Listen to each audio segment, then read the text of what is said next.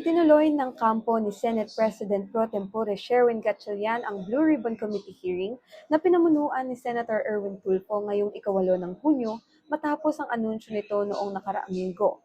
Subalit hindi ito dinaluhan ng ex-18 bodyguards, dating House Speaker Martin Romualdez at dating Quezon City Representative Mike Defensor na sana ay inaasahan sa Senado ngayon.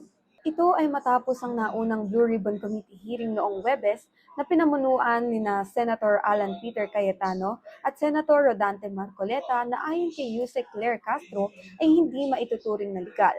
Sa nasabing sesyon, matatandaan na dinaluhan nito ng 18 bodyguards na una nang nagpakilala na sila ay mga 18 Marines. Tinalakay nila ang mga maanumalyang flood control scandal sa kasaysayan ng bansa.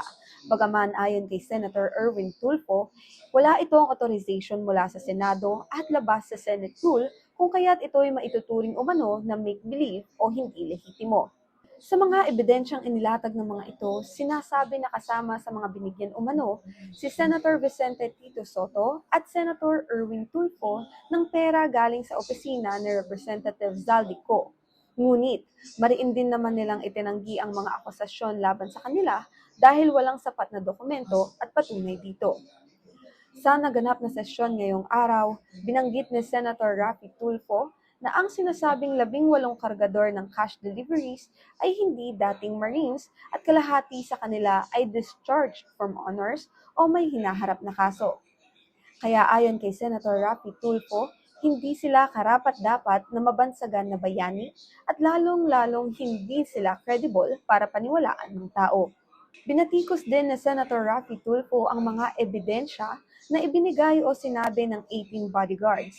Ayon sa kanya, ang paring inabutan umano ng pera ay itinanggi ang pagtanggap nito sa isang statement. Tinawag naman niyang iPhone Time Travel ang pagbibigay umano ng iPhone 16e 128GB sa 18 bodyguards dahil hindi tugma ang taon na sinasabing mga ito sa taon ng paglabas ng model ng nasabing cellphone.